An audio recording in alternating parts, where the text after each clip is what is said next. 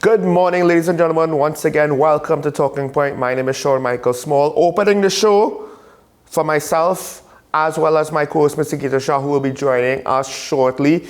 Quick update. Ironically, it's not something we talk about too much these days. We do bring it up every now and then just to inform the viewer and maybe to remind all of you to continue to be careful right now with regards to COVID-19. We're still seeing some amount of cases, though the numbers are relatively small. We're still seeing deaths on a daily basis, though the number has remained in the low single digits, and hopefully it will reduce. But we haven't necessarily seen signs of that just yet. As it stands right now, the mortality rates continue to be a cause of concern. If this thing is supposed to be over, then how many more of our nation's brothers and sisters, our elderly primarily, are going to succumb to this disease? Local Antenna Blacks has apparently contracted COVID. We wish him well. We hope that he has a good recovery with this disease. We can never be certain, but it is what it is. We remind people, do whatever you have to do to safeguard yourself and your health. Now, joining us this morning, we have with us PNM Alderman for Sangre Grande, Mr. Neil Piper. Good morning, Ms. Piper. Good morning, good morning. I'm not seeing you this morning. I'm seeing a black screen for some reason. Oh boy, we seem to be having some technical difficulties. But while they sort this out, you can hear me, correct? Yes, I'm hearing you quite clearly. Are you seeing me? Yes, I can see you. Okay. So, all right. Alderman Piper, of course now, we have to throw you on the hot seat. It's unavoidable. The big news, there's a lot of stories or narratives coming out of what has been going on the last couple of weeks. Of course, a lot of them actually somewhat converge because we have had the issues with regards to they converge in my opinion. We've had issues with regards to the Prime Minister's revelation on his meeting with Blissy Prasad. That ties into the meritless conversation. I suspect, I have no proof, and I could very well be proven wrong, that ties in some way to the former AG, which of course, obviously, is a part of the conversation with the cabinet reshuffle. So, I do have to ask, first of all, you represent the party in Sangre Grande. Have you been getting asked any questions? Have there been any concern from the party members in your area? Have there been, what have you been telling them with regards to how the shuffle has went? What are the future intentions? Has it affected your area? Good morning again to everyone. Good morning to all the viewers. Special good morning to the residents of Sangre Grande. Well, Sean, as you can well imagine, my phone, I even put up a Facebook post that said, please allow my phone to charge. You all are calling me constantly because everyone, when they heard the news, they were like, they try to understand, what does this mean? What do you think? They're trying to get my views and opinions of it. But obviously, I just have to sit back and, just, be proud of the fact that, of course, the People's National Movement being the premier party, not only in Trinidad and Tobago, but in the Caribbean, it's the hot button topic. It's at the tip of everyone's tongue. Being a local government representative, of course, Haji, as we fondly call him, we really start to see him go. He is an excellent local government minister. He started from the ground up, 40 years in local government. So, he had that wealth of experience to deal with us council members, us local government representatives. And, we have someone fresh, someone new. We have local government reform in the very near horizon. And, we have the AG as our new minister, and we really see that possibly coming to fruition before the next local government elections. So, when persons call me and they ask, what it meant, I said it just meant that the Prime Minister, he is just harping on the strength of the members of his cabinet, And, he felt probably at this time that, we needed Minister Alwari to really take us forward as we go into local government reform. Well, you say that, and it's a theory that I have read. I can't say that I've heard it. I've read it, or at least not necessarily word for word. I have discerned it to some extent from some of the comments from the analysts, because obviously, Mr. Alwari, he was a potentially senior member of the slate, given such a senior position. Now he's been removed. There's a couple of ways to interpret it. I, of course, have my own personal opinions as his fit with regards to being Attorney General. I have gone on record saying I don't think he should be Attorney General based on his track record as Attorney General in the functions of Attorney Generals. I don't count the political bubble stuff. He said this and he said that. A lot of people do that. Ministers, opposition, politicians not even in parliament. I'm not worried about that. I just thought for that specific role, fine. So I could understand the thought that, okay, here's someone who should be within the party, a big name, and putting him in local government as the minister for that portfolio potentially could be a signal, hey, maybe we're trying to give it more of a push now. We have elections coming up. Maybe we're taking it more seriously. Now, technically speaking, you're removing an incumbent which has a bit more experience. Mr. Alwari does not have any experience in local government, I would imagine. I could be wrong on that, but I would imagine. So, you're taking away someone who should be a much more capable steward of local government, and you're putting a bigger political name, a bigger political mouthpiece, if you could say, or communicator. He's the one thing you can't take away from him is he's pretty good when it comes to public speaking. Has there been any sort of follow-up, any sort of excitement coming from his appointment? Because it was not framed that way, and I would imagine, I would agree with how it was originally framed. But you tell me, as someone in local government, what that has been like. Well, let me correct you. Minister Alwari was also an alderman at what point in time, so he does have experience in local government. And as members, persons in the local government fraternity, we are excited to hear. We assume, I think today, he is meeting with all the chairmen and CEOs of all the various corporations. I believe there's a meeting that's happening today. So, he has already hit the ground running with respect to, just getting what needs to be done and focusing on what is important. I see it as you would have said, that, he is a high-profile member of the party. People know his name, people know his stature, his face, and, he does have that gift of gab. And local government, probably being, because I'm in it, I know the importance of it. And, I don't think the country has a real sense of how important local government is, because we see it in terms of the voter turnout. But however, local government is what it is, you see, as soon as you come out your doorstep. So why can't local government have the most effervescent minister? Because we are important. The daily things what persons complain about, road conditions, drainage. Sometimes they might be talking about a street lights needs to be fixed. These are things that local government representatives work for on behalf of the people. So we deserve the very best. So we are extremely happy.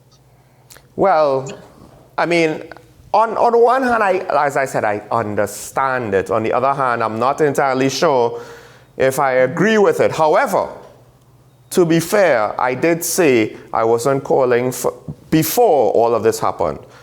My concern was his track record as Attorney General in the functions of Attorney General, not necessarily his track record as a politician. Ironically, he has potentially involved himself in some unfortunate situations, but might not necessarily have, well, he has a lot of things, a lot of questions to his name, and hopefully that does not distract local government. In some ways, he has some frivolous ones, which I discount. He has some which, you know, the opposition has been pushing, and I can't say it's unfair for them to push it, although it's one thing to push it, it's another thing if no headway is made on it. And then there's been some recent things with regards to how the public health regulations have been enforced and its potential involvement in those enforcements. Local government is a whole different matter. But at the end of the day, the party has not necessarily communicated its plans to the population. We have local government elections coming up. Mr. Alwari, you know, at one point he was a popular candidate.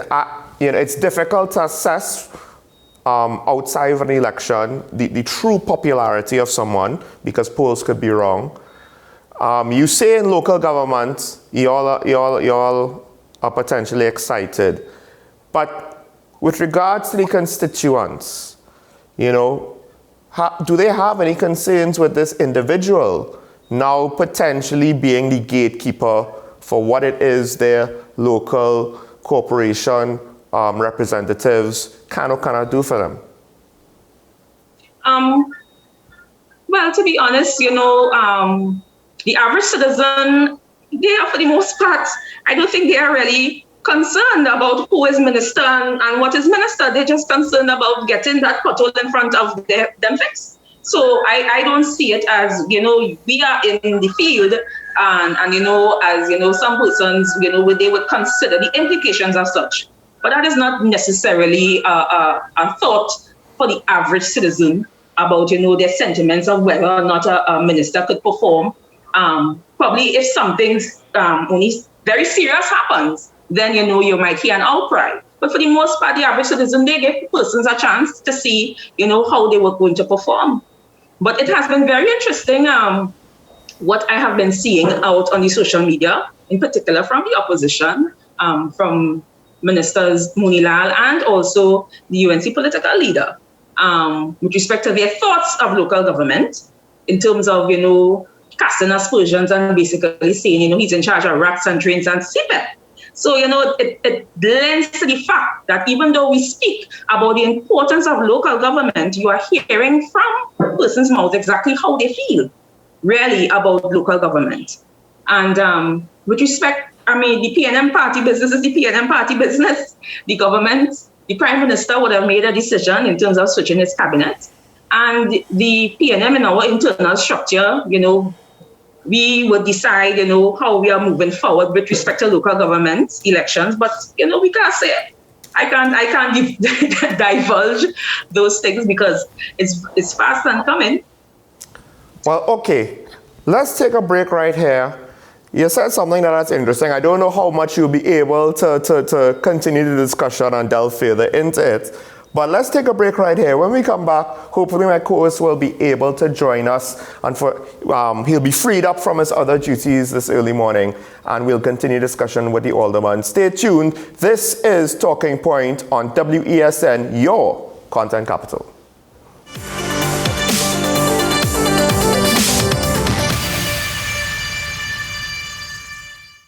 Gift giving during a lockdown can still be hassle-free with a gift from Fanzone with delivery options available nationwide. Visit and browse our Facebook and Instagram pages for all your official licensed merchandise and apparel and have it delivered to your door. Find us on Facebook and Instagram. Fanzone, we've got you covered.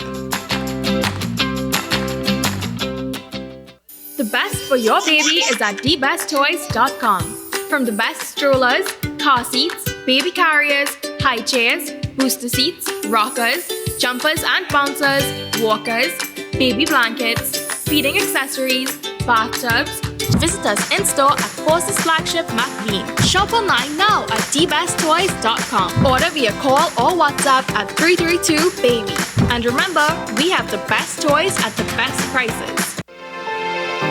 Burning questions, urgent topics. Welcome back to One on One. the show where we tackle the most current and pertinent subjects that are affecting all citizens, where we ask the hard questions and have in-depth conversations. What separates One-on-One from other talk shows is that the conversation stems from a younger perspective on topics that affect the fabric of our society. One-on-One, Wednesdays at 10 a.m. on WESN Content Capital. People really want to know, what about me? Where do I fit? Yes. What is in the ride for me in terms of a better Trinidad and Tobago? And I'm pleased to shed some light on that. The purpose of bail is to ensure your attendance at court. That's it. It is not punitive. It is not rehabilitative. We, the police officers, we are professional, and we are here for whenever the survivor is ready to come forward. We have the right to private and family life, the right to religious freedoms and beliefs and thoughts and expression. But these rights are not absolute. Certain rights can be limited. The law is to govern the whole. It's for all of us in public.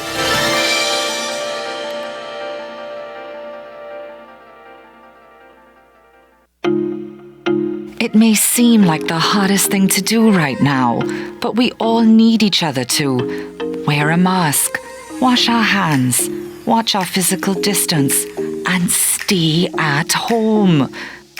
We need you safe. Together we can make the difference. Together we can curb the spread of COVID-19. So let's be responsible in our actions. The Trinidad and Tobago Red Cross Society. Mission-based, people-focused, community-driven.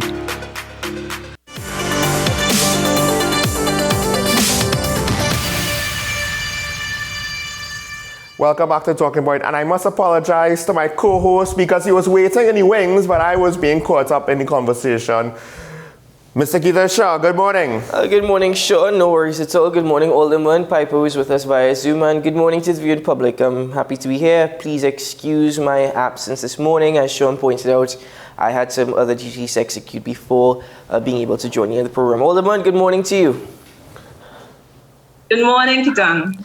Well, Alderman, I was listening to the conversation of air before I came on, and it's interesting where you said that the PNM party, the business of the PNM party is the business of the party.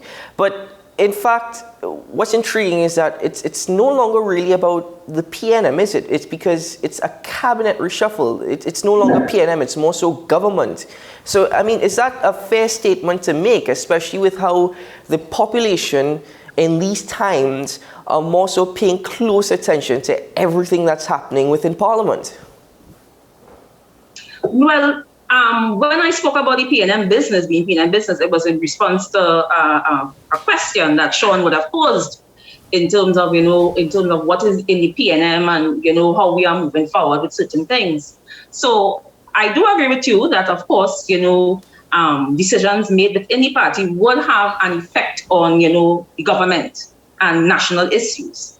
But for the most part, in terms of it seems as though, in particular with this reshuffle, I have seen a lot of questions with respect to they're saying that there's an issue within the PNM and, he has been demoted and, words with respect to that. So,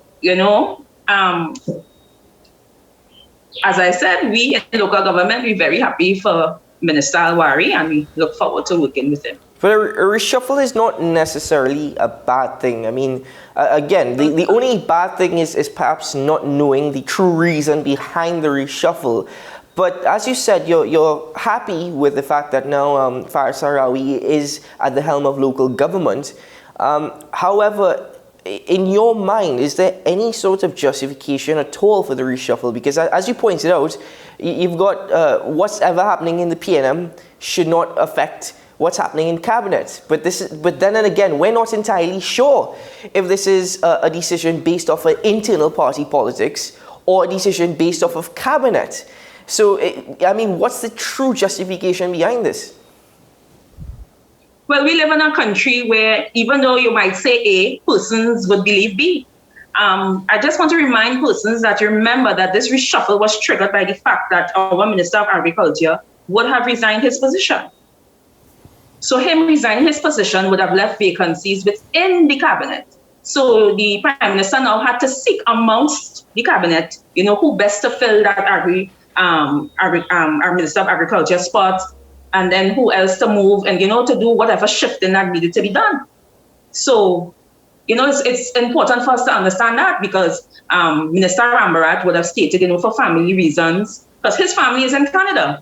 And, he felt as though right now, in terms of where his job is concerned, that he felt that his family was the best thing for him to be with. So, he decided to, leave it and go back to Canada and be with his family. And persons are making all sorts of speculations. Is it because he did this, or maybe a hearing this and a hearing that? We live in Trinidad. So no matter what it is we say, persons will always believe something else. So what can we do? No, and that's fair. And we thank Clarence Rambarat for his service to the nation and whatnot. But as rightfully pointed out, why not just fill the role of Minister of Agriculture rather than the entire reshuffle? Because Penelope Beckles was also shifted and her duties were swapped with Camille Robinson Regis. The Attorney General was moved. The Minister of Local Government was then moved to Agriculture. Why not perhaps just fill the gap of Agriculture alone? And as suggested, Avinash Singh has been serving the PNM for the last 6-7 years as a senator. He's been the Junior Minister of Agriculture. He perhaps would have been best suited and more fit for that particular role. Well, Ketan, if you were the Prime Minister, you would have done such. Dr. Rowley would have his reasons why it is he did what he did. And I can't speak to that as well. I can't speak to why it is he did what it is he did. But do you have an opinion on it? Do you have an opinion on that? My opinion on it, I do know that Minister Kazim Hussain, in terms of probably with his, he has a person who has really been on the ground, and I believe that probably the experience that he has in local government, the Prime Minister would have felt that, it would lend him to agriculture. And I'm thinking about, persons who are in the cabinet, and, I think that Minister Hussain was really the best fit with respect to that. Mm-hmm. I know that Minister Singh is the minister in the ministry, so persons will feel as though, he'll just move up in position. But I do not think that's how it works with respect to the ministers and the ministers in the ministry. It is not like, they are a junior. Most times they are minister and they have a specific role and function that they have to perform. So maybe what Avinash is doing at the ministry is important enough where the Prime Minister said, listen, I'm not going to move him, but I'm going to put someone else there to assist him. And Avinash, being the senior there in the ministry now, I'm sure that, he will do his part in order to make sure there is a smooth transition in the Ministry of Agriculture. Certainly. Okay, well, just based off of that alone, as I said, a reshuffle in itself is not necessarily a bad thing. And many might make the argument that, listen, we don't need a reason why. The Prime Minister is doing his job. He's carrying out his responsibilities and executing his duties, thinking about what's best, as you pointed out. What we're really trying to do is we're trying to make sense of the entire matter, because it was, again, unexpected, but at the same time, as you pointed out, as I pointed out, there's so many different elements to this equation that we can speculate and we can make assumptions as much as possible. But as you expressed, you are satisfied in local government with the new appointment of the minister. You've wished the outgoing minister, Kazim Hussain, who's now Minister of Agriculture, all the very best. And, well, fingers crossed. Something that you pointed out, which we have not really explored before, is that local government reform has been on the books for many years now. Let's face it, that's been something that's been on the books. And now that you've put perhaps a former Attorney General, an attorney at law at this position, such legislation, such policies and proposals may be pushed through quicker. Again, that's just an assumption, but that's what we're hoping for. Yes, yes, that is exactly what we are hoping for. I do know that the report from the JSC has already been tabled late in the Parliament. Actually, it's ready, so it is supposed to be laid in the Parliament sometime in the coming week or even this week. So we are hoping for the very best. Us in local government, we realize that, we are really restricted by, the current Municipal Corporations Act and the autonomy that is being promised in this new local government reform bill is we are we are hoping and we are praying for it to happen sooner rather than later. Well, Alderman, as you said, you guys in local government are hoping for the best, and we here in Trinidad and Tobago, the citizens of the nation, we're hoping for the best as well. But on this particular topic, thank you very much for joining us this morning for your time. I know we usually have you on Mondays. There was a bit of a mix-up yesterday, but thank you for making the time to join us this morning. We appreciate it. And thank you for facing the firing squad, so to speak, proverbial. That's not a problem. That's not a problem. You all have a good day. Goodbye. You too, Alderman. All the very best. Alderman Danielle Piper of the Sangre Grande Regional Corporation. We're always welcoming her to the program. Very happy to have her on. She holds many roles, many positions, not just that of an alderman. And well, we wish her all the very best, and we thank her for her continued service to the community and the people of Sangre Grande, and by extension Trinidad and Tobago. But Sean, as pointed out, we may never know the true reasons, the true justifications behind this, but do we need a reason? Do we need a justification? It would be best for transparency's sake, but therein lies the problem. There's so many potential angles that it's difficult to really.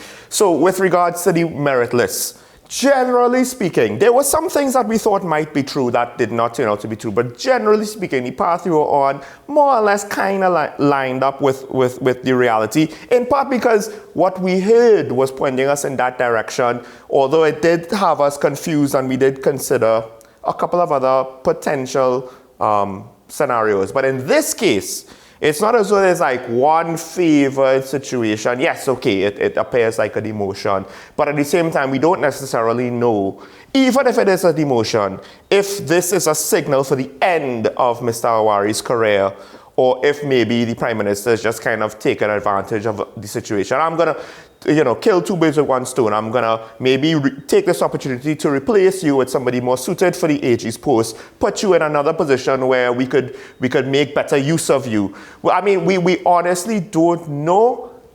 I have my opinions on it, but unlike the matter with the merit list, I can't say that my opinions and my reasoning is holding me strong, because when the alderman said, well, this whole thing kicked off with the resignation, I'm not sure if it kicked off the resignation. The time of the resignation to me is bad because of the public statements that the former Minister of Agriculture said on the Sunday before. So I would have thought maybe there's something else that triggered the timing, but I don't know what it is, and I can't literally speculate out of thin air. Now, I'm not asserting by any means that the PNM party right now there is internal struggles and probably internal grasping for power, and I'm not saying that they're a weak party at all.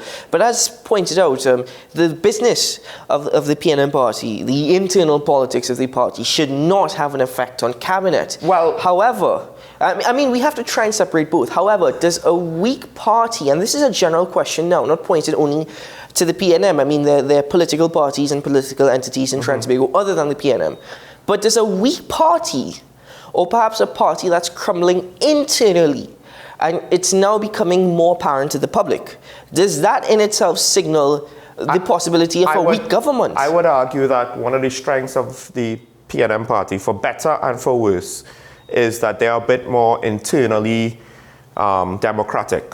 Of course, that also does mean at times you will see it spill out into the public. So that's the worst. But the better is the fact that they could have those internal, I don't want to say conflicts, but those internal perspectives, differences of opinions, and still function a little bit better than the opposition party, which tends to work a lot better when they move in one direction without any dissent. Well, I will disagree with you only on the basis of the word democratic, and I'll tell you why.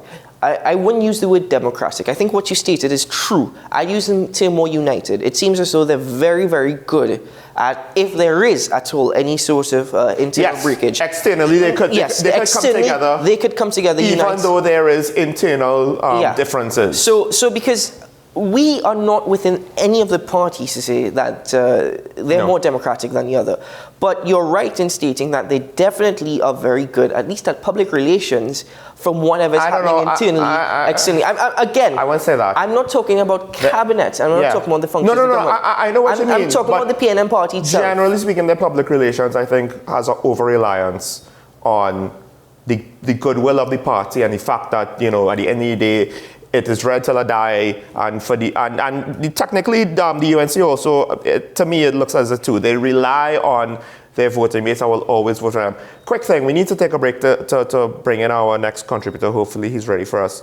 One thing I want to touch on, the Alderman did say that the comments of the opposition leader, the irony of her comments with regards to the box drain and whatever other disparaging remarks, the UNC actually does control half of the local regional corporations. Yeah. So, so with that said, sorry, we seem to be getting some interference in our air. But with that said, let's take a break. And when we come back, hopefully we'll be joined by our youth contributor, Camille Pascal. Stay tuned. This is Talking Point on WESN, your content capital.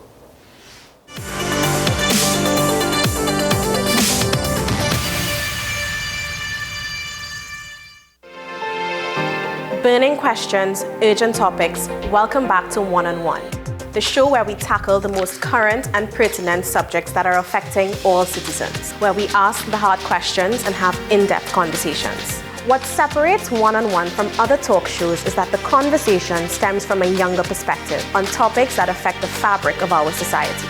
One on One, Wednesdays at 10 a.m. on WESN Content Capital. People really want to know, what about me? Where do I fit? Yes. What is in the ride for me in terms of a better Trinidad and Tobago? And I'm pleased to shed some light on that. The purpose of bail is to ensure your attendance at court. That's it. It is not punitive. It is not rehabilitative. We, the police officers, we are professional, and we are here for whenever the survivor is ready to come forward. We have the right to private and family life, the right to religious freedoms and beliefs and thoughts and expression. But these rights are not absolute. Certain rights can be limited. The law is to govern the whole, is for all of us in public.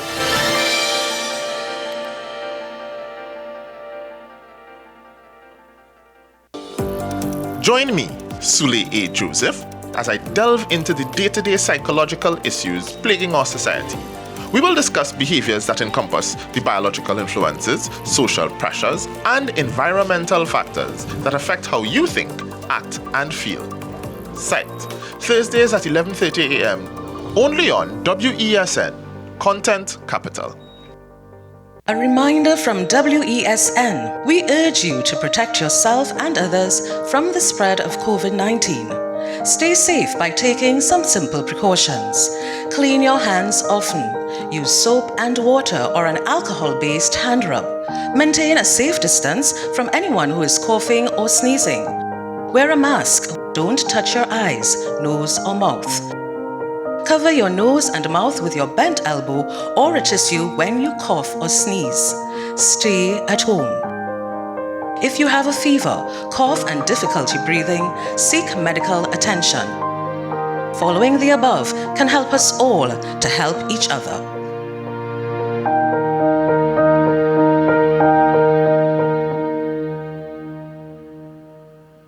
Change your fate! Start to win at life with $20,000 every month. Win $20,000 every month for 20 years with NLCB's newest game, Win for Life. 6 numbers from 28 plus the cash ball could make you win for life. You deserve a win. Play Win for Life today. Visit NLCBGames.com for details. Players must be 18 years and over. Please play responsibly. Alexa, can you play my song, please? Every day across Trinidad, Flow is connecting communities near and far. Our dedicated teams are always working to keep you connected to the world beyond your doorstep. Improving internet accessibility across Trinidad, one home at a time. At Flow, we work hard for you, so you work hard for your family on the largest high-speed network. Connecting you to more every day with Flow.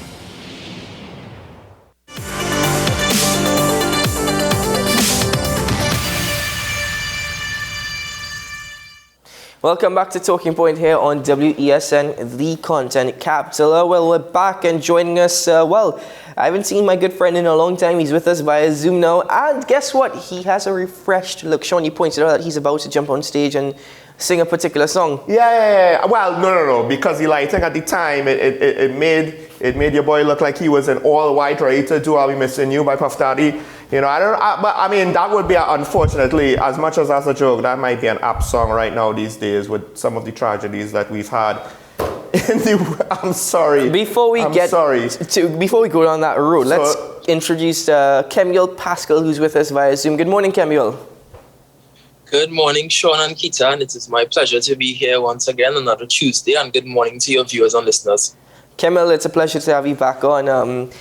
It's been quite some time, I know, but the first thing that we want to discuss actually is this escape of 5 prisoners from the Golden Grove prison in Arouca that took place on Sunday night. Now, the latest is at least 4 of the 5 prisoners have been recaptured. I haven't gotten an update since around 7 o'clock this morning, but what's interesting to me is that the president of the Prison Officers Association, Sarah Richards, immediately came to the defense of prison officers, stating that how it's actually not due to the negligence on the part of those on duty, but actually due to the infrastructure or the state of infrastructure within the prisons. I mean, the acting commissioner of police expressed similar sentiments. He stated that an internal report, by the way, I thought it was magnificent that within hours they were able to complete an internal report, stated that all prison officers on duty were cleared of almost all wrongdoing. But here's where there are 2 things I like to discuss. The first thing is that it's being stated that they cut BRC wire and lifted the galvanized roofing sheets that secured them. I know that in order to cut BRC wire, you need to have some really, really powerful equipment. I mean, you can't just cut that with a knife, or you can't just cut that with a sharp object. You need either bolt cutters. Well, I'm assuming you could use bolt cutters, but I've seen... Unless it took them months, you know. Every week they got a millimeter. With a knife? I mean... I don't know. I'm just saying. No, it didn't, because they were actually transferred from the Carrera prison. They were transferred from the Carrera prison. They were a group of 10 transferred. They were due to be released in a couple of months' time. The ironic thing is that they were due to be released in a couple of months' time. But the acting commissioner has ordered an investigation and is reviewing all security measures across all prison services across Trinidad and Tobago. Kemuel, this is baffling to me. I mean, how do you think they were even able to cut the BRC wire? I mean, surely some sort of equipment would have had to been in their hand in order to complete that task. Well, firstly, from the jump, I would like to agree with you, because you must have some form of equipment to cut the BRC wire before you can actually reach towards the galvanized. And the thing about it is that it speaks to the infrastructure, the overall infrastructure of our prisons. And that's my main thing. The thing about it is that how is it that the Prison Officers Association only now came out and said, well, listen, we have a problem with our infrastructure after the fact, after we had an escape? What about before? What sort of communication did you have with your superiors then towards the Minister of National Security to put something in place essentially to prevent something like this from happening? And I also take note of the fact that the commissioner of prisons would have stated that they were only able to see that those prisoners were missing in their 10:30 p.m. check. So I'm thinking it's night, it's obviously dark. I would have liked to hope that they would have had a check earlier in the evening and not at 10:30 p.m. in the night, when it's like a perfect time for you to make good on your escape. So that's really what I make of it at the moment. I mean, I literally was shaking my head up and down because I had the exact same thought. Did you report on these problems before?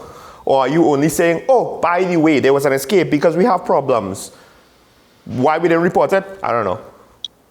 Because, I mean, isn't that the responsibility of the person in charge? You have a problem. I have this issue with infrastructure. Please help me fix it. Give me the resources if I need resources to fix it. And then if somebody says no, then it's not your fault anymore. You did your job. You highlighted the issue. Okay, if you want to say he needs to press the issue, but depending, we haven't necessarily heard anything publicly, so we could at least say that he did not press the issue publicly. But once a report was made, then the follow-up question to your point, Camille, would be, if a report was made, and it's not the worst case scenario that you highlighted, why wasn't anything done? Well, at this point, we can only hope, to be quite honest, because what I'm thinking is that the system of the prison service or the structure of it in terms of like the hierarchical structure, it must be that there's a person responsible for infrastructure to some extent. And I would like to think that this person has a job to put particular things in writing towards his superiors to get certain things done. Because, I mean, the security of the prison is your main concern, basically, which is officers bringing things in or persons who are visiting their family. Exactly. Stuff in. And just locking down the prisoner, that's your main focus. Well, Keaton, it might be the answer to your question. It was very convenient that they found that there was no wrongdoing from the prison guards. Well, maybe that's because they did know of the deficiencies, and it goes back to, did they report it or not? Well, here comes the thing, is that I found it was rather quick that the internal report was able to be completed, and I think that in itself is a good thing. However, that is not usually how things occur in Trinidad and Tobago.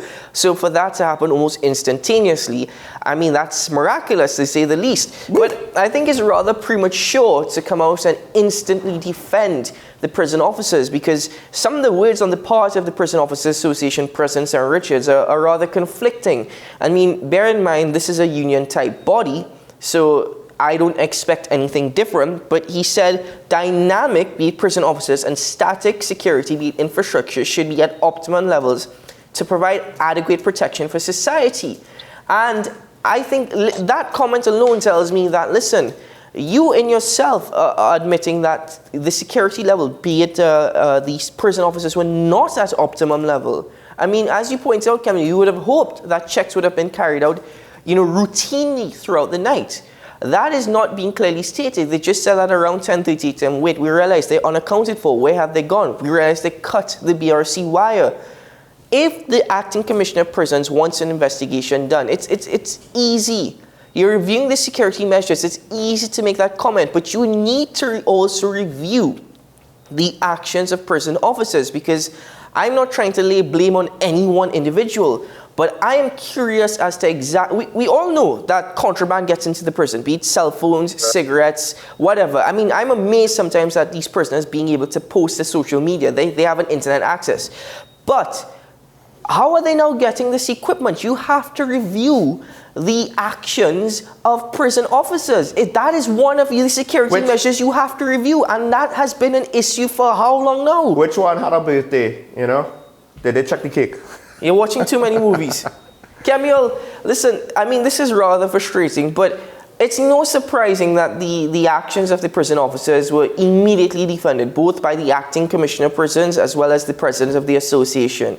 But do you think that perhaps an independent investigation needs to be conducted? Oh, Lord. And yes, I know we say, oh, Lord, another one of those. We might not get any sort of answers at all. What's the point in doing it? But are we really going to take the word of the body that looks after the interests of officers when we're not entirely sure how this makes any sense at all?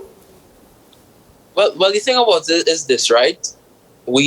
As Sean would have stated, we cannot get fed up of these independent investigations that we've had over the years into many different things. If you go back as far as 2015, when there was a prison break in July, at the end of July in 2015, Port of Spain, there were recommendations coming out of that particular report, and some of those recommendations still haven't been put into place right now. And it's a matter of they were the prisoners who escaped then and were subsequently apprehended in some cases, and another one was killed. They were able to get a hand grenade. So if they were able to get a hand grenade, what is a pliers or whatever they use to cut the BRC wire in Arouca? So it's like we're doing this over and over and over and hoping to get a different result. But it's sadly there isn't anything else that comes out of it. I want to get your take on the cabinet reshuffle, but I just want to say, maybe if the justice system was a little bit healthier and ran more properly, and ran properly, and the remand yard would not be so over-occupied, maybe then certain costs, would be reduced. By reducing those costs, the prison budget might be better able to deal with some of these these deficiencies. There are two things that are associated with cost that one thing associated with cost that I will agree with on the part of Seren Richards, which is in relation to and he's stating millions of dollars. We don't know the exact sum of the contract, but we can almost be certain that it's millions of dollars that is being paid to an independent security firm for transportation of prisoners. When that money, again, there's no audit, there's no annual administrative report. Yes, Professor, we've been listening over this. How much money is being spent on this security firm for providing transportation when that money could actually probably be used to help? You can't probably fix everything, but you could certainly do some renovations to the infrastructure. On the assumption that they have to be transported, I'm willing to bet you a gentleman's wager that expenditure is probably more efficient than if they had to do it with prison officers and public vehicles. It would be more expensive. You're talking about the efficiency. I'm talking about the costs associated with it, but also again, that's why I said if you have to once you have to transport. If some of these transportations are willy-nilly and very, very frivolous spending and unnecessary, then that's different. But if it's a function that has to be undertaken, it has to be undertaken. Right now, under COVID, there is a question as how much transportation had to have been undertaken. But we need to move on. Yeah, very quickly, finally, I think if we're having this conversation, we also need to be very fair to the police and the prison officers and to the army personnel who were all part of the manhunt. We congratulate you on your great service. I mean, they were captured within 24 hours. 4 out of 5. 4 out of 5. They're still looking for the 5th one. But I think it's excellent service. I think it's well done. And it also shows what we could do and what we could achieve in terms of crime and criminal activity if only we put our resources to that effect, as with what we've seen. Yeah, I wonder how many budgets got, blown out of the water because of whatever extra expenditure they might have had. But with that said, Camille, we're out of time. Quick, with regards to the cabinet reshuffling. First, let's just get your take on it, and then we'll follow up after. Sure. So first, I think that it's strategic in some aspects. It's interesting on the other hand, but I think it's a matter of, yes, there were certain matters concerning the Attorney General in particular, and the Prime Minister would have seen it as a great time to, I think with the resignation of Clarence Rambra, the Prime Minister would have seen it as a great time to do his reshuffle one time. Some may say it's a distraction. There's a lot of different positions, but for me, I think it's strategic, but also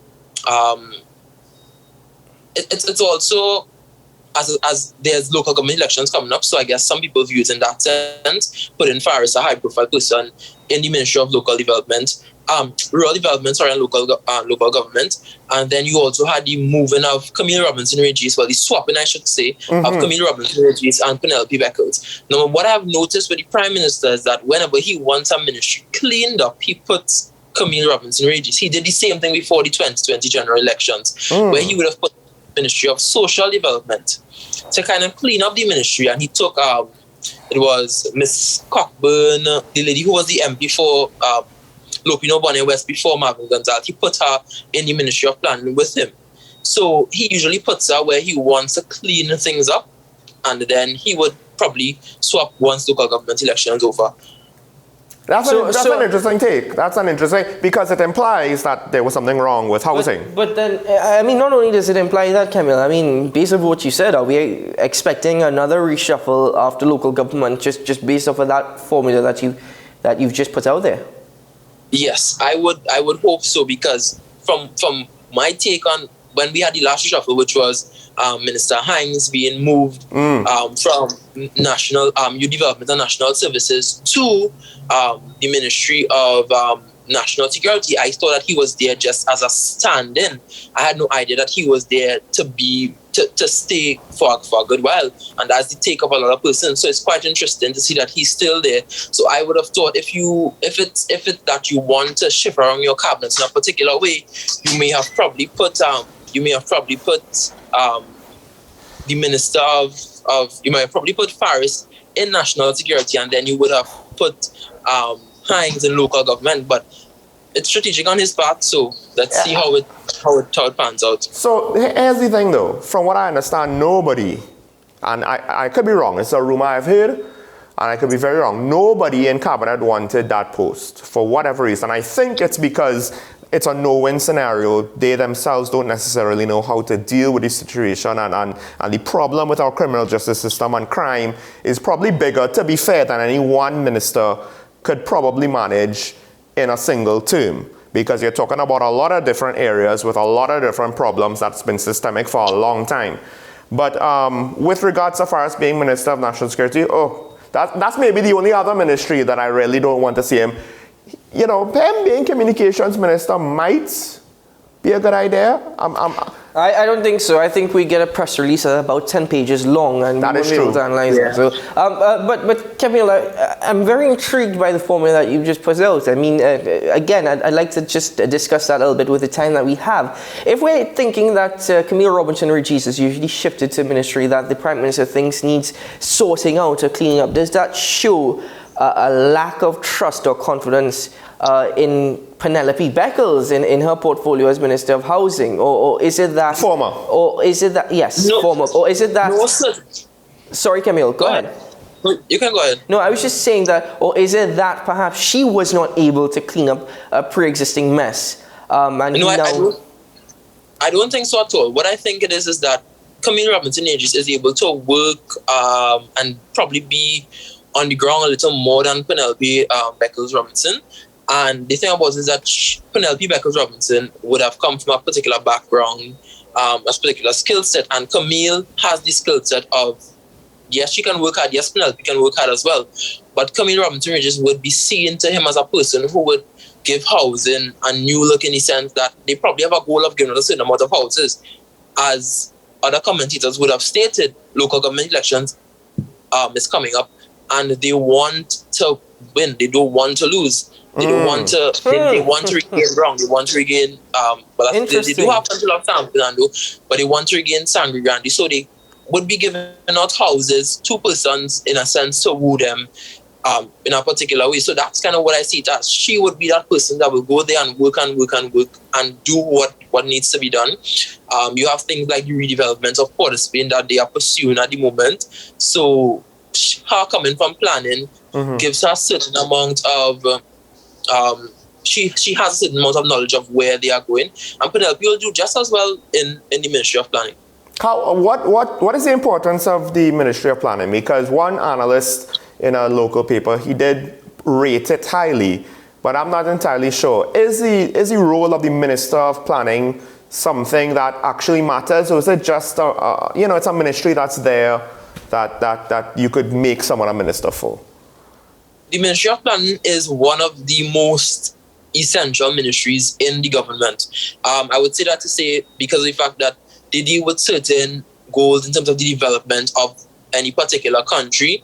They also deal with matters concerning the United Nations, among other things. Yes, Foreign Affairs will deal with that, but the Ministry of Planning works along with the Ministry of Finance to do budgeting.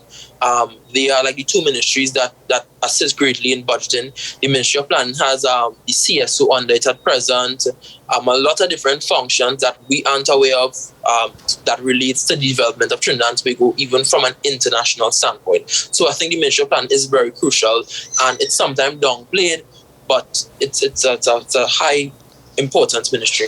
Well, Camille, I want to thank you very much for your time this morning. We appreciate you coming on the program. As I said, as we wrap up, yes, this reshuffle will never really truly know the reasons. That's why we often speculate and assume there's nothing necessarily negative to it. But again, we must make sense of it. Also in relation to the prison service, the police officers, again, well done on your manhunt. We really salute you for that and continue the hard work. Again, it shows what we're able to achieve. In relation to infrastructure, I do recall speaking to former Commissioner of Prisons, Mr. Pulchan, when I was on another platform, and he indicated that they have been often talking to the various ministries about infrastructure. The infrastructure of the prisons and complaints about the infrastructure is nothing new. But again, it's convenient. Again, when you put the details of the story together, it makes you really wonder if that is just now convenient to take blame away or shift blame away from what should be officers carrying out their duty. Just remember, budget has been a problem, or financial resources has been a problem for the government. Whether you accept that or not, it is, from what I understand, and we've seen it, a reality. So take that with what you will as an explanation as to some of these difficulties. Anyway, folks, Kemiel, thank you once more. WSN now breaks for news on the hour.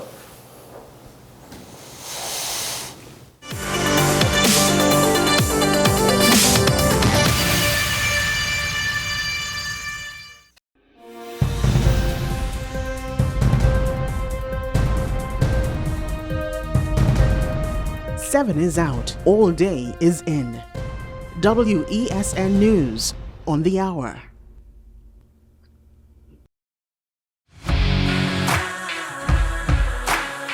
Every day, we communicate through stories. Stories of ourselves, our challenges, our goals, our experiences, and our aspirations.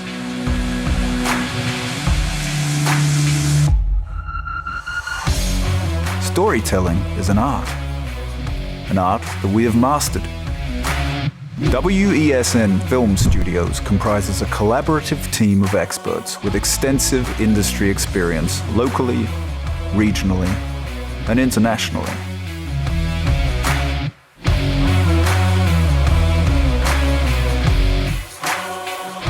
The ability of your business to successfully communicate with your preferred audience depends on the strength of the stories you tell. Your vision should be communicated in a high-quality, professional, and creative way.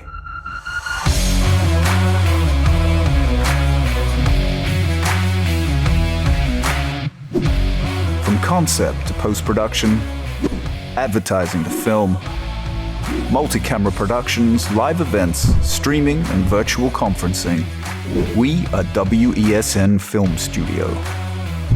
Let your own unique voice be heard and your vision realized. Call us today at 628-5835 for your next production.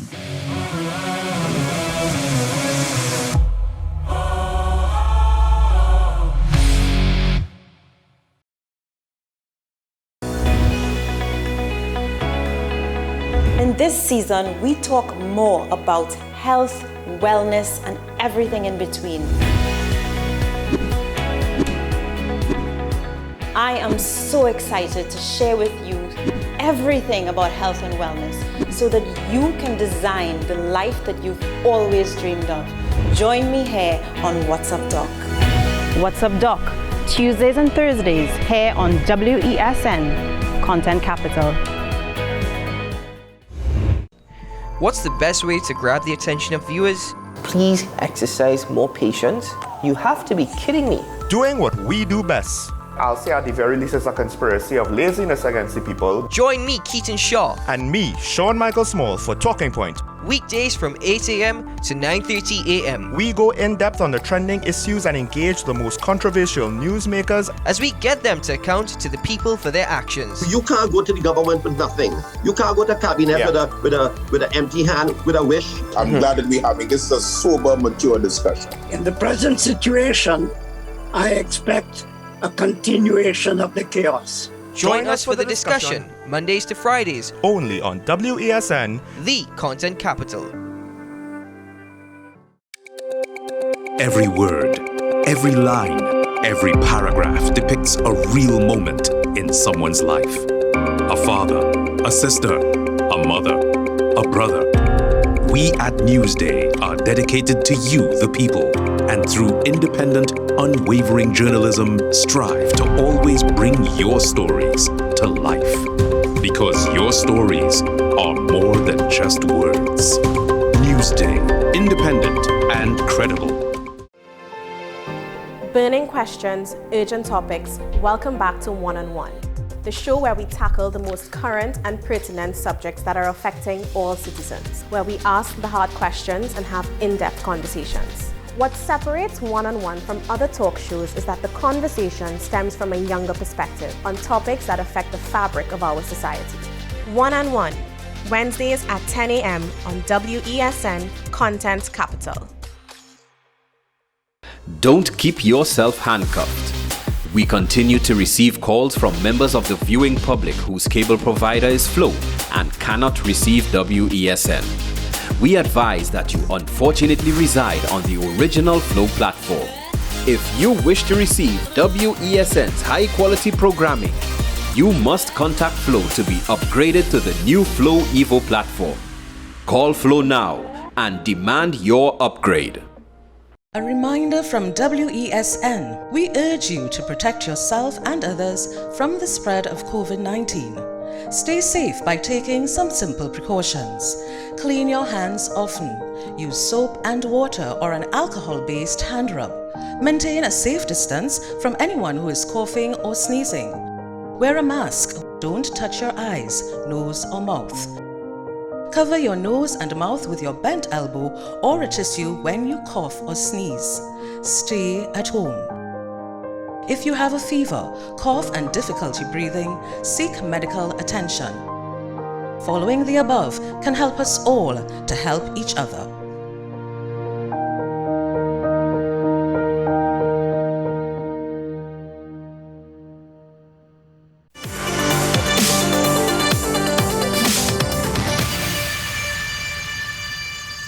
Welcome back to WESN. This is Talking Point on the Content Capital. A great discussion this morning, and now we give you, the viewer, the opportunity to have your thoughts heard and to share your opinions with us on the program as we continue the discussions. The number's up on your screen, but I'll call them out for you: 623-9376, 622-9338. Call in and join us on the program. We do have a caller on line with us from Digger Martin. Good morning, caller. Good morning, Mr. Shea and Mr. Small and any of your co-hosts. Good morning. I'm following the protocols, calling in first so I could get a bite earlier club. I want to stick on my topic, the TTPS. All right, TTPS, and I have an opinion that I believe they basically politically biased. I'm not going to change my thought about it. And let me explain to you.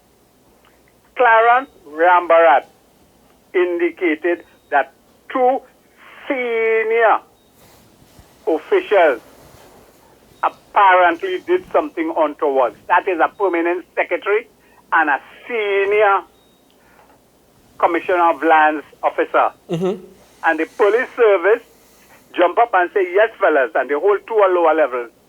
What are they waiting for to start investigating these senior officials being protected? The fact is, you can't deflect and you can't have interim investigation. You have to go for the hog. I am listening to another radio station last night host where he indicated Bliss C. Prasad had a discussion in Queen's Park Cricket Club, and she indicated the man above is the man who instructed her. So what's the police service waiting for? And more importantly, there's a big Privy Council case somewhere up in London today, which basically arguing against public health regulations. The health regulations. And when you read the article, they charged 5 people from Alistair House. And you know the police didn't show up. The cases was dismissed. So they come back and they sue. So why did the police service basically charging and failing to show up? Gary Griffith had a particular group of people to go after those sort of police men who didn't turn up to the court. Yeah. Have they dismantled that too? Because he had certain things that was beneficial. There is a big court case sometime this month, I believe, where 2,800 police officers have to answer with respect for not turning up. You're trying to fix it one way and you put a man and everything fall apart. I ain't saying no more. Go on.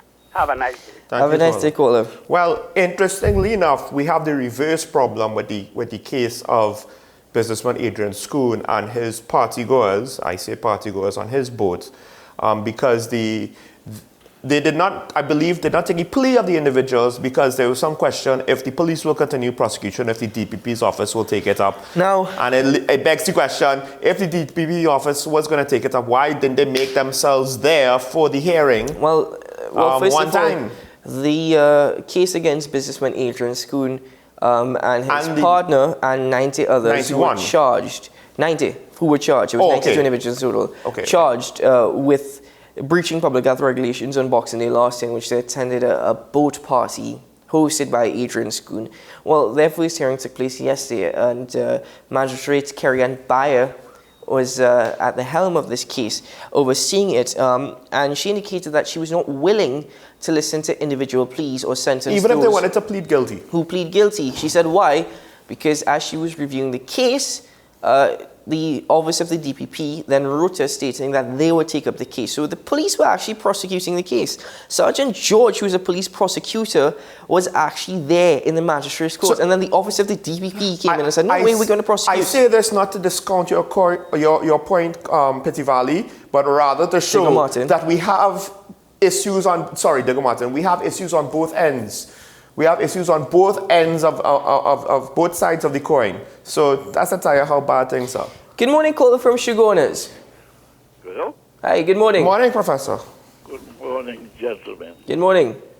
This matter with El Wari is extremely important.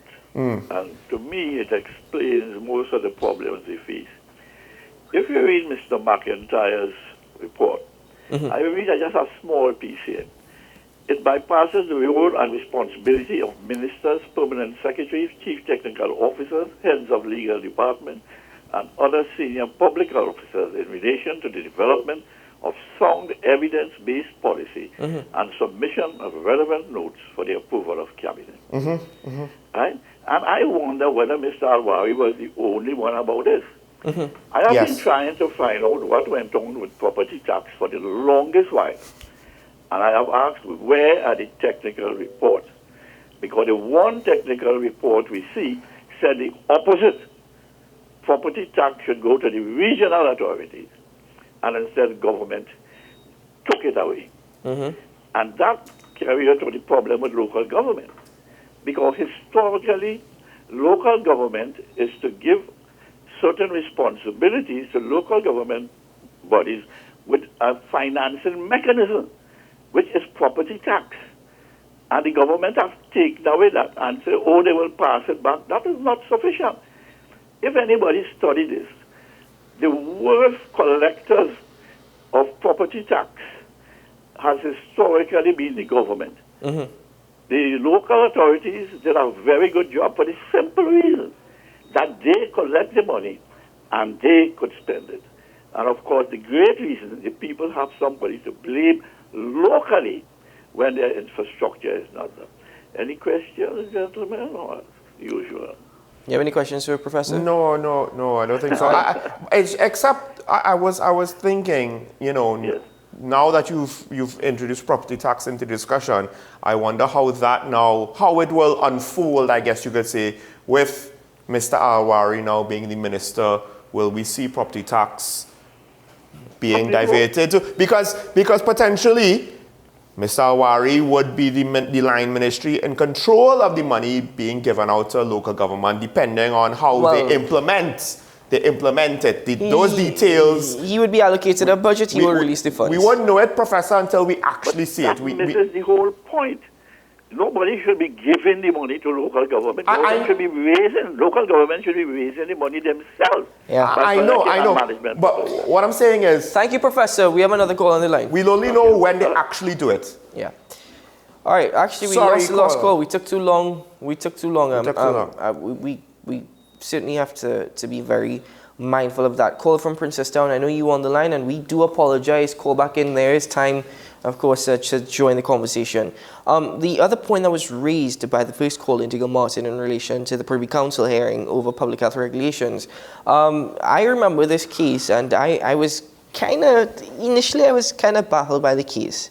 And I don't have the actual law case on file, but I will guess it and I'll study it. But 5 men were charged for gathering in a public setting in a group of more than 5. Now, granted, depending on how the arguments are made, there were more than 5 men that were in the gathering. The question, of course, is why were more men in that larger gathering, in that larger group charged, and why is it just the 5 men that they decided to charge. Why was the distinction made? That is an important legal question, because the defense could say, well, Your Honor, why is my client or the clients being signaled out and the rest of them went scot-free? I think one of the things with regards to the situation with the land that former Minister of Agriculture pointed out, I don't know if a permanent secretary, and I could be wrong, because a permanent secretary, in theory, has some degree of protection, but then potentially there are other ways to bypass the protection. You can't necessarily fire them outright, but you can move them around, which I find very weird. Which is very weird to me that is allowed. I don't think that should be allowed, but then the whole situation is kind of not working properly. I don't think the permanent secretary would be doing this without some sort of cover from the government. So I would assume that the permanent secretary would be protected. Bear in mind, it's often been argued that the permanent secretary has more power and influence than the actual minister. I don't know. If they could move them around, I don't know. Maybe. Anyway, good morning, caller from Claxton Bay. Hello, good morning. Yeah, hi, good morning, Sean and Small.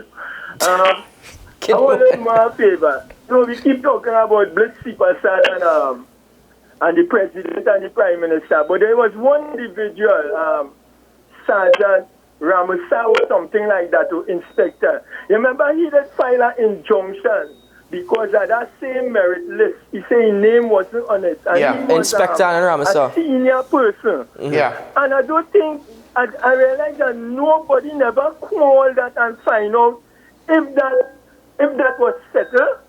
Or if, and that's why the two other commissioners said they didn't like what Blitz Superstar did. Maybe that list was never to even go to the president. Yeah. So let's try and find out that from a police now. Thank you. Well, I don't know. I know that he was granted the injunction. I don't know if we would be able to find out that at this stage, because that list where his lawsuit, brought up the whole question and the contention on his end, was thrown out. He was granted the injunction, but that injunction actually expired. No, but my point is that merit list has been thrown out. They're making a new merit list from scratch. I don't know how legal that is if somebody challenges that process, if they would win or not. They received legal advice. And they've made that decision. They receive legal advice. They receive legal advice. Isn't one of them at least? Anyway, let me not talk about lawyers receiving legal advice. A retired judge, and one of them is also a lawyer. I mean, let's not talk about... Good morning, caller from Digger Martin. Right, Digger Martin inside again. And I want to talk about the jailbreak. How many times we will have prison break and we have not seen the reports for it. Remember the major one when a lot of them Scanian or get shoot out and thing in 2015? Yes. What has come about that? Caller, you have high hopes if you expect any report at all. We had to fix the country. Yeah. We had to fix the country. Yeah. And more I use your medium to highlight a frustrated citizen, at least at making a start. Yeah, so you are. It could snowball with other people commentate. No. Let me be a little facetious. Very quickly, we have another call on the line. Right. You see this jailbreak answers the Attorney General visit to one of the prisons. When he say there was a big TV screen, this jailbreak basically identified the route they used to take the TV inside the prison. You remember that one? Yes. Because they use the roof in that one, and they just use the roof in that. So most likely the roof is the way the prisoners using against the state to get away are going to have a nice morning. Have a nice... I'm sorry to laugh. I can't help but laugh. Can we say the roof is on fire and the government don't want no water? We'll get back to your point on reports very shortly, but we have another call in line from Digger Martin. Good morning, caller. Hi, guys. Good morning. Good morning. I'm switching completely, if you don't mind. Sure, go ahead. Yeah, because remember yesterday we were talking about COVID again, and you all were saying you didn't understand the spikes in Hong Kong and China. Well, the thing with that is, ironically, they were the victims of their own success because, remember, fatality and infection rates were great until around January with the Omicron. The games were almost flawless, but what happened in Hong Kong was that they resisted mandatory vaccination, and disinformation misled older people who already had no immunity because of their COVID zero COVID policy. So less than a quarter of seniors over 80 had less than 2 shots. Again, why it's so important. And since January, there's been over 1 million cases, which is like half the city, 5,000 deaths, which is horrendous. And in addition, remember a couple months ago, we were talking about the pet scare with the culling of the hamsters. Yeah. What happened there was that Delta outbreak could have started because of those hamsters, not hampers, sorry. And about 11 of them had carried the virus. So poor things, they just sneezed, infected about 50 people, leading to the culling of 2,000 pets, which Yes. was horrific. Mhm. This again stresses the importance of the pet trade, the wildlife trade, and zoonotic diseases, which, remember, they jump from animals to man. In this case, we're seeing full circle. They go from humans to animals back to humans. And so there was a different strain found there and then detected in the 2 humans. But if we just want to relate that to here, currently we're seeing the rabies outbreak. If my memory is correct, I think it's 24 animals have died so far. Again, it's very important, inoculation in both animals Yes. and humans. Now, rabies, that occurs periodically. I think in 2013 there were 22 animals. I mean, But the UK just recorded its first case of rabies for years. So Right, yeah, exactly. So we have that occurring all the time. Also, there's the bird flu in Iran and then in Denmark. We have another caller. Yeah, okay. Thanks. Bye-bye. Thank you. Thank you. So, thank you, caller. To summarize, vaccinations, please consider it. It's an important part of our individual health. It's the Digger Martin edition of Talking Point this morning. We have another call on the line from Digger Martin. Good morning. Hi, good morning, guys. Good morning, sir. Well, there's a hat to call Digger Martins here. I just called to say that I agree with Kemwell concerning the flu shuffle. I think the Prime Minister normally puts people in positions when either one or two things. You want to get rid of them, or either he wants to get things done and there will be no questions asked. Yeah. Right, just my little observation, and good to see you back out, Keaton. Thank you. Thank you, and good morning. Good morning. Have a great day. Thank you very much. Have a good morning. I just want to go back to the first caller from Digger Martin. Our very first call. Which one was that? Good morning, Mr. Sean, Mr. Small. Oh, okay. All right, not Mr. Sean and Mr. Small. All right, Mr. Small. Anyway, he called back in a second time and he spoke about reports, and he was absolutely right. I mean, we're still waiting the report on the Mosquito Creek Highway collapse, right? Oh, right. I forgot about that. We're still waiting the report on the Port of Spain General Hospital, that collapse of the infrastructure. This is why I understand when people say it's a distraction, but you cannot distract me from a disaster with a bigger disaster and say, hey, I've succeeded. Because eventually we're going to be reminded. You know, somebody's going to have a stake to remind us about all the little things that we forgot. And it's going to look like one big mess. Still waiting on the report for the blackout. We're still waiting that report. A committee was put together. Where's the report? I'll actually be surprised if we don't get something out of that report. But because I don't see why they would want to keep it from us. The Minister of Public Utilities. Unless there's some real corruption there they want to. He came out. He said, "I can't guarantee that the report will be." So unless there's some real corruption there that they can't afford for us to know, that they themselves might not even know about, who knows at this point? Who knows? Those are just 3 reports from this year alone that we're awaiting. The blackout was what, a month ago? If so long? So, I mean, we're coming down to the end. If you call in 62393, something like 6229338. If you call in, we could get one more call in within the next 2 minutes. But since we don't have any calls right now, I'd just like to point out, because I think it's very unfortunate. And let me be clear, I'm not saying this is a big deal. This is not the worst thing in the world. It's just that there was the incident between the former Carney workers and the UNC Women's Arm. And I get it. You know, from everyone that I spoke to in the office there, it seemed as though somebody might have prompted the Carney workers to go and have a public spat with the UNC's Women's Arm. So I get it. And I would have had some sympathy for the UNC. Now, how it was handled in the day, that could have been better, right? But okay, heated in the moment responses, I get it. You feel ambushed, okay, fine.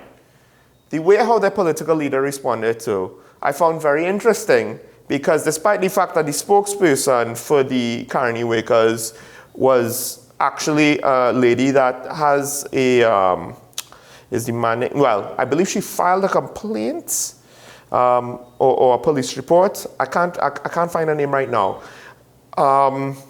Mrs. Pasabi-Siza basically said it was despicable and disturbing to see the woman's arm being stalked and attacked by those hideous and abusive men.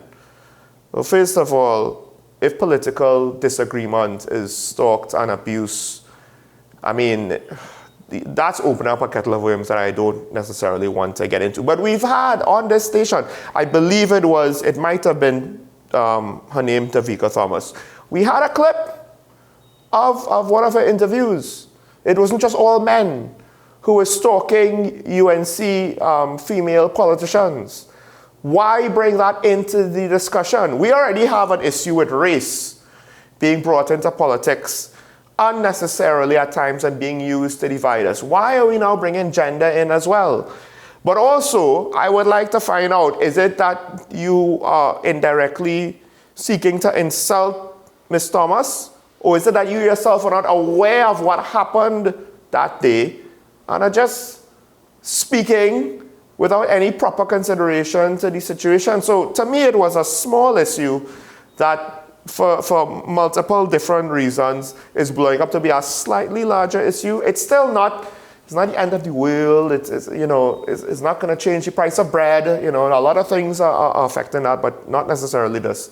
I don't think. But I'm disappointed by it because now it's adding another messy political situation. Don't think we should necessarily downplay it. But one thing that has me rather concerned is that a police report has been filed against MP for St. Augustine, Khadija Amin, for assault on another woman. It's alleged Khadija Amin, the person who's filed the report, slapped the said victim. So that's interesting. So then, I mean, you could argue which way was the abuse flowing. But anyway, as I said, let's not get too caught up. Let's not spew political rhetoric in relation to this incident. It is a criminal matter, and I am rather tired and depressed at the words and actions of the opposition leader. It's nothing new, I suppose, but however, I don't say I expect anything different. Now, in relation to these two particular incidents, it's very serious. Put aside the words of the opposition leader for a moment, we have to examine it, and I hope that well, we hope to hear from MP Khadija Amin. Put it that way. I will say this though, just for people like the Carney Wakers who want to counter-protest, just be careful and know what you're going to do.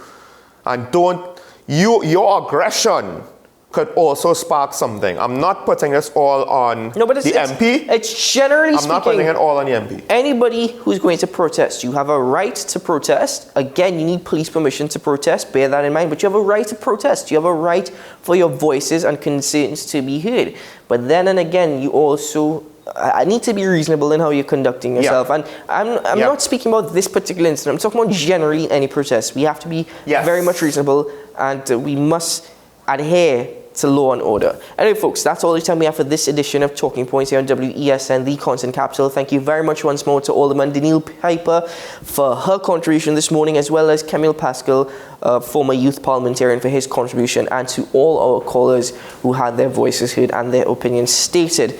Sean Michael Small, another good edition of the program. Thank you very much as always. And we had Mr. Inar Ramdeen asking as to whether or not we did our research on the prisons. Yes, we did do our research on the prisons, Mr. Ramdeen, but we couldn't find the actual report that you were speaking about. So just to let you know. But anyway, that's it for this edition of the show. I'm Keaton Shaw. Sean, final words? Pray for Ukraine, because not only is it going to affect us, but those people, I think it's going to be a lot worse than what we have seen recently with regards to wars in the last 10 years. A gentleman, 96 years old, who survived the Holocaust, was actually killed by Russian shelling. Anyway, folks, this has been Talking Point. Sean and I, we'll see you again tomorrow morning. Bye-bye.